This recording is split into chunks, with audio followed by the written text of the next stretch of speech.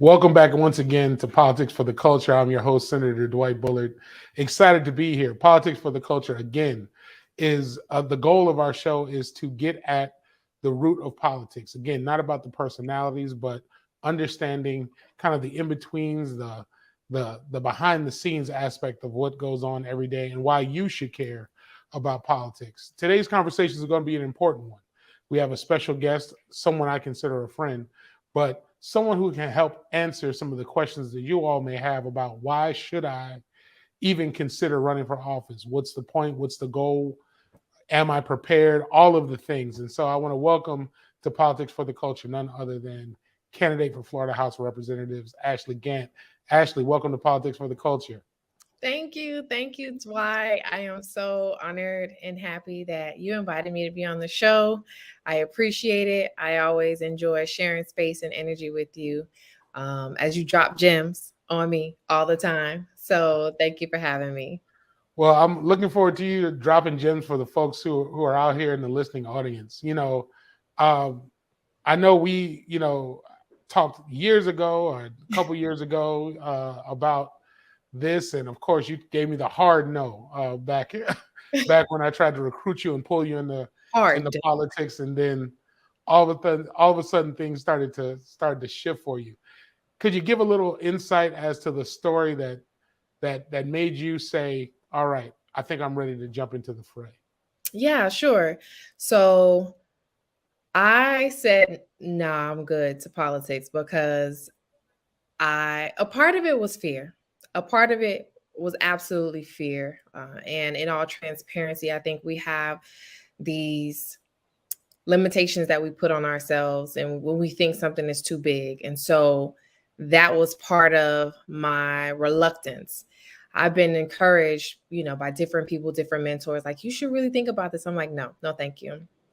Another part of it was giving up my anonymity. That's something very real that you have to think about when you become a public figure and how that works. And I was kind of a pseudo public figure already as an attorney, and then just the spaces that I occupied and went in and still I'm in as an attorney. So it was just that little sliver of anonymity. But what made me say, all right, I have to do it was seeing how detrimental me sitting back and not doing anything would be for myself 10 years from now, 20 years from now, for my children, my little nieces, nephews, all the little kids who are growing up and deserve to have more than what we're seeing in Florida. And what made me run for this seat in particular was the incumbent's votes he had a record of just voting against the interests of me and my community. And in 2020, he went unopposed. And so I was like, nah, this is not happening again this year. I will not say I wish I would have. I'm going to say I did. And so, when I saw his vote on the abortion ban, he's the only Democrat that voted for the abortion ban. That was the proverbial straw for me. And I made some phone calls and one being to Dwight, I was like, yo, I'm thinking about this. And when I said, I'm just thinking, okay. He said, say less. I had like 10 emails, 25 text intros. That's an exaggeration, but the ball was rolling. So this earlier this afternoon, I said that in March, late February, a little snowball formed.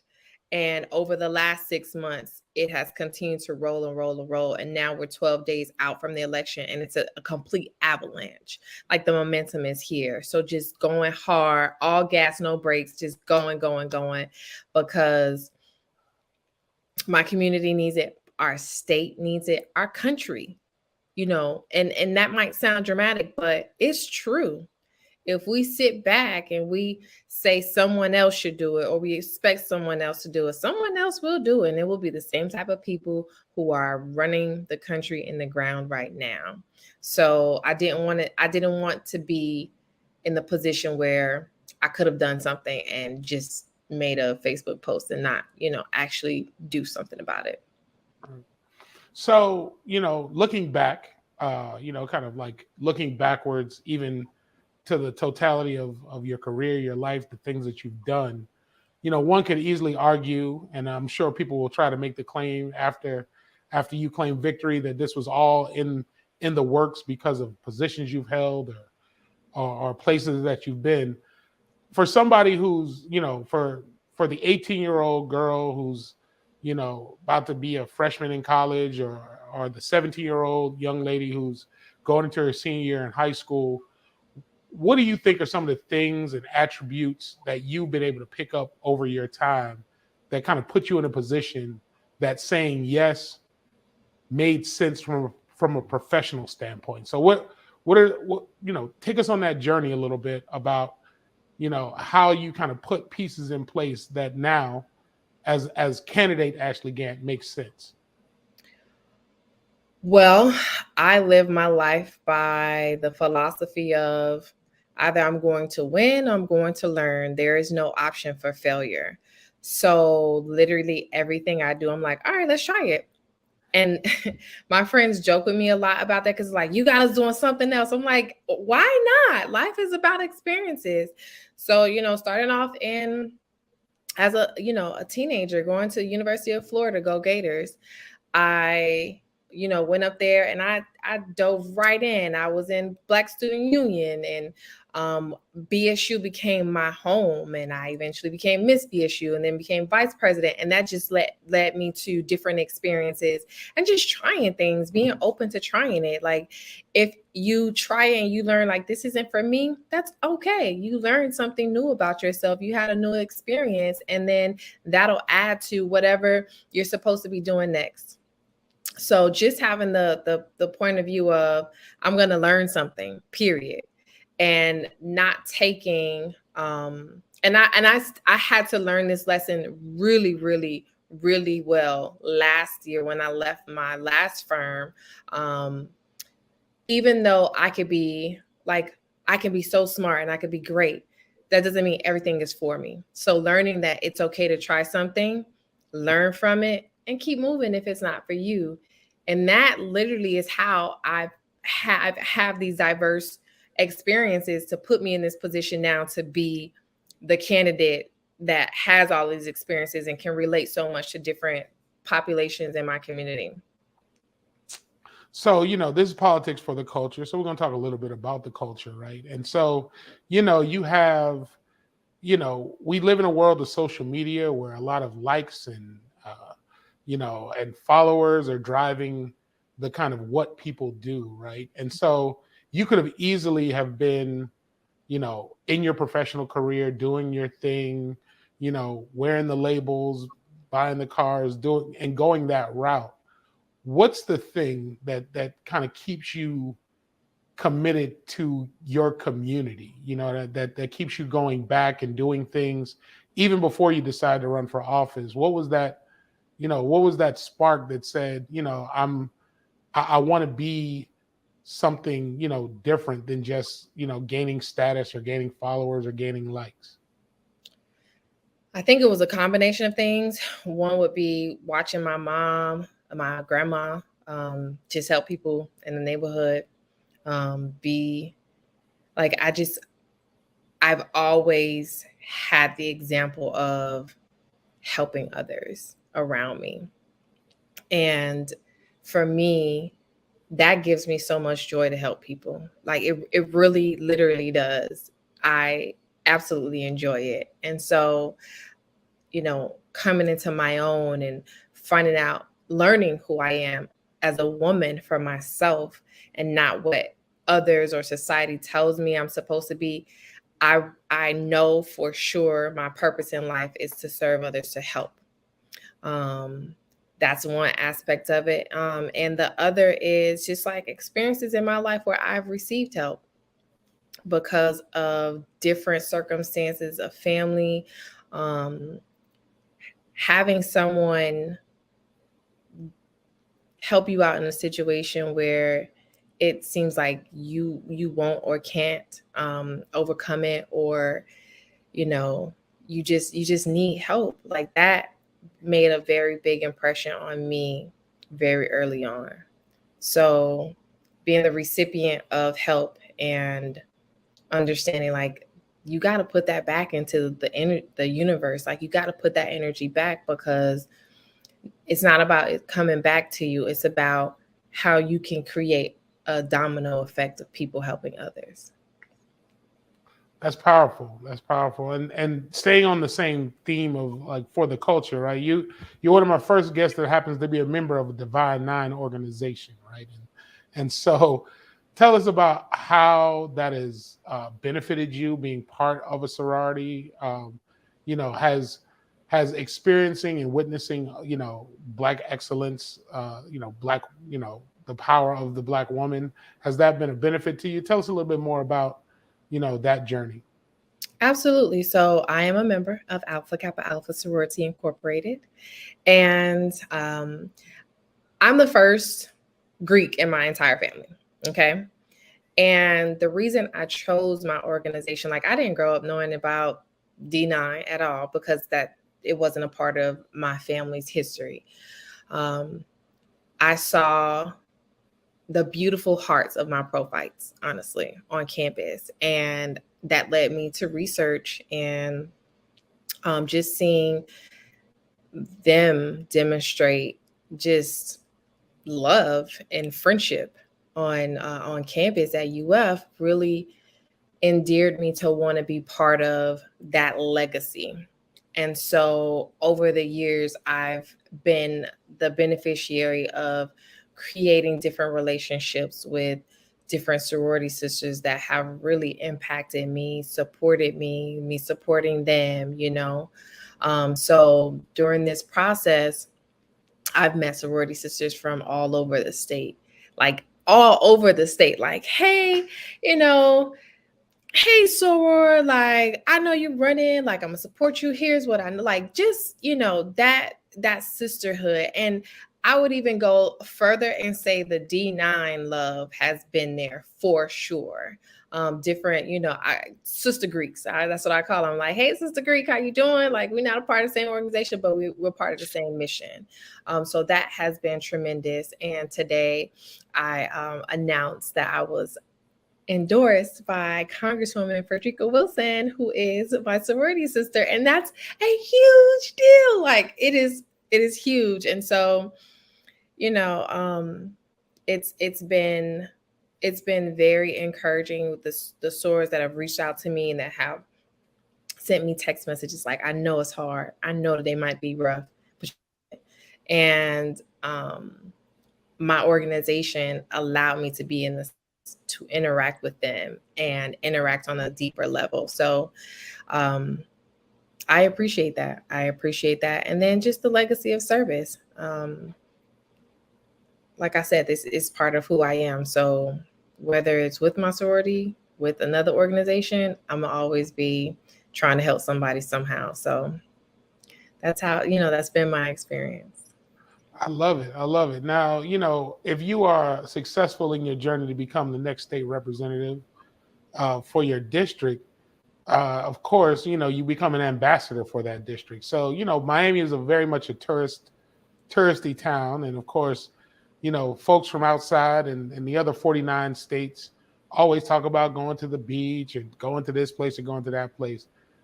You're Miami A1 day one. You know your district back and forth, right? So if I were to come and I say I want a District 109 Ashley Gantt experience, where are some of the places that I would need to go? What are the hot spots that I would need to go to? If I was coming to Miami and wanted the real Miami, the real Ashley Gantt Miami. Well, that's a good question.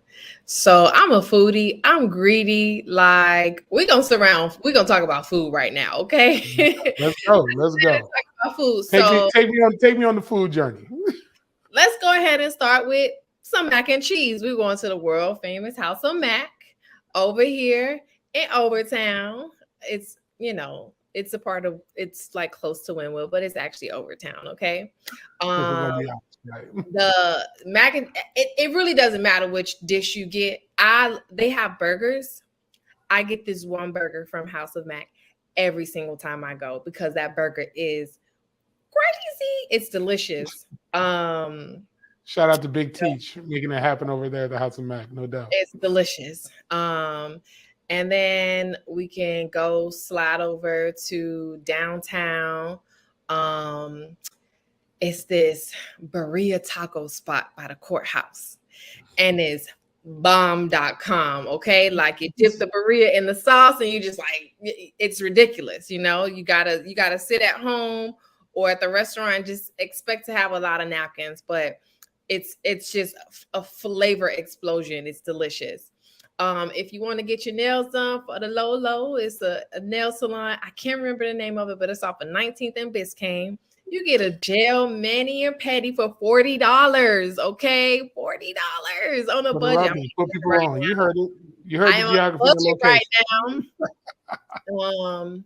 And then we could talk about, you know, having a fine dining experience. We could go to Red Rooster over in Overtown, you know, get some of that cornbread, delicious cornbread. I don't care for the jalapeno butter because I just don't like jalapenos, but my friends be tearing the jalapeno butter up. So if you like jalapenos, that would be your jam.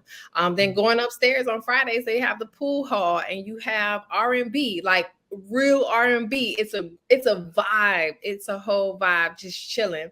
And then if you don't want R&B and you want to mix it up, the Urban is my spot. It's an open space. Like I go to the Urban so much. Like I'll be like, what's up, y'all? They be like, hey, Ashley. Like the Urban is the spot.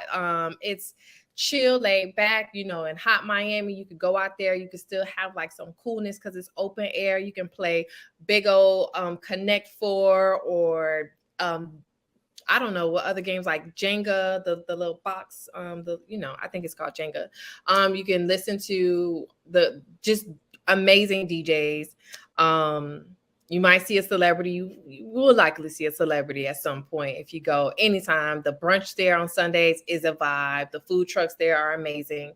Black owned. So both of these places, House of Mac, the Urban, Red Rooster, Black owned. Okay. And if you want some breakfast and some soul food, you can stay in Overtown, go to Jackson's, or you could go to House of Wings around there, like right around the corner from the Urban. Now let's talk about Alapata. Alapata is a largely Dominican area, and you can go to Club Tipico, okay? Where the Dominican food is ridiculous, okay? You can go that's get like you a little mongol. Listen, and get you some sancocho on Sunday, okay? And while you dancing that sancocho off, you know, you could get you some chiva, and that's stewed goat. I like goat bomb. Like it's ridiculous. Another Black-owned business, you know. I hosted my last fundraiser there, and the owner, he passed it to his daughter. She's a young Afro-Latina who's doing her thing, you know, and it's a pillar in the community. If you want to get a cut in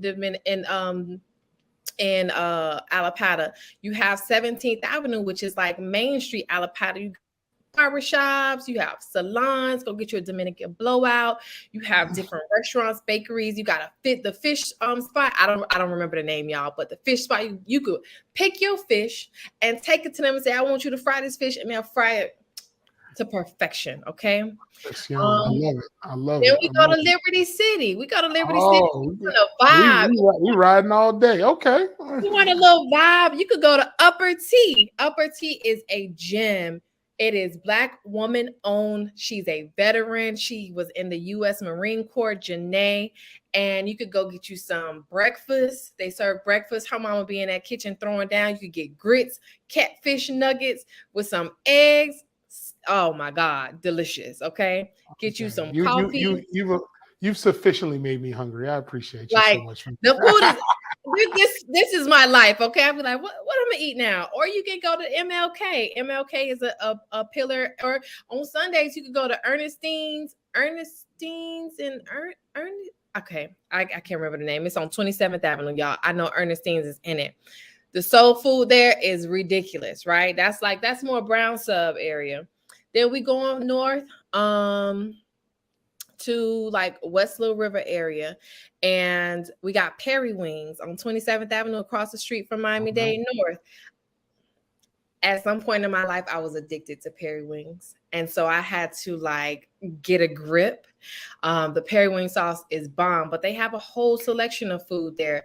If you want to get you some barbecue chicken, you can go down the street to the barbecue shack by Rolex. You know what I'm saying? Get you a full meal. They got some string. They string beans are unmatched. Okay, unmatched. Right.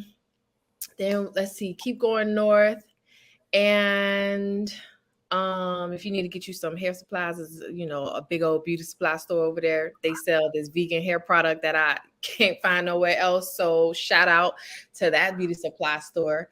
Going north, and we land in Opelika. Opelika got the brewery. Opelika is a historic city. It's built like it's an Arabian city, so it's a historic site. It was founded by Mr. Curtis, who was the second person to fly in the United States. Him and the Wright brothers went at it. He also founded Miami Springs, and there's a place in Miami Springs called Curtis Mansion. It's beautiful, but Opelika is a historic place. You go around there, and it's architecture like you wouldn't believe. So you can go there. It's a brewery. Different restaurants and spots there. Juice to Find over there. My classmate from Carroll City, she opened her restaurant, Juice to Find, and you can go in there and get you some healthy juices.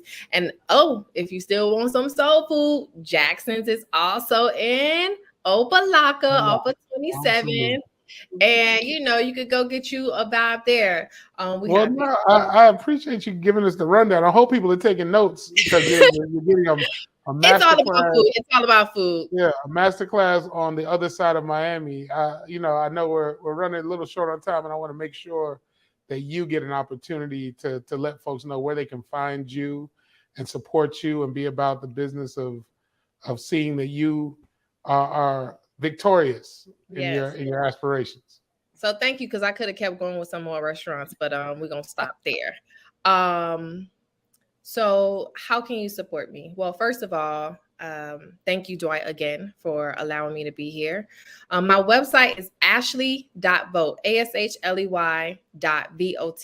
That's it. Put it in your browser. It'll come up, and I'll be smiling. You can donate there, and you can also sign up to volunteer. This is literally a grassroots grassroots campaign. The dollar donations, the small dollar, big dollar donations that I've received have been from people that have met me, that know me and believe in me. And like volunteers have, been knocking on doors with me. That's how, the community has shown up for me. People that I didn't even know have been in the paint with me. So my socials, Gantt for Florida, on Instagram and Facebook is FOR. So Gantt for Florida, but on Twitter, it's the number 4. And yeah, if you want to volunteer for early voting or election day, please sign up on the website. There is a document that you can just choose whatever your availability is. We got you with shirts, and we got you with palm cards to hand out and be like, vote for Ashley. That'll be amazing. I want people to know that this endeavor is for my community, and my community is so valuable that my opponent has thousands of dollars of Republican money from Walmart, okay, is fighting against the little old me. Like, imagine that. They have donated over $2.2 million to different political campaigns, and his is one. So, I firmly believe that the people have the power. No matter how much money you have, the people have the power, and helping me get that message out to my community. And every time I talk to somebody, they're ready for change, and just letting them know, like, hey, I'm here. I'm ready to, like, I'm angry. I'm ready to be loud and advocate. So Ashley.vote, Gantt for Florida. And that's how you can contact me. Well, thank you so much, Ashley, for being on the show. This has been enlightening, illuminating. I can't wait to start checking off the Ashley Gantt recommendation list that takes me all the way from historic Overtown to historic Opelika. But I can't thank you enough for joining us today on Politics for the Culture. Look forward to seeing you at the finish line. Yes, thank you. Thank you, Dwight. I appreciate it. Appreciate you. And for those of you out there who, again, are thinking about or considering a run for office, I hope her words inspired you. Understand this. if you're not at the table, you are ultimately on the menu. And so we want to make sure that folks understand that the power, as she said, belongs with you. So if the person that is representing you is not representing the ideas and the beliefs that you have an obligation and a responsibility to find someone to replace them or do it yourself. And so I just want to encourage anyone who's thinking about it to be about it, because the opportunity is there for you. And you, as Gandhi has pointed out, can be the change that you want to see. Thank you again for joining me on Politics for the Culture. Look forward to seeing you next time.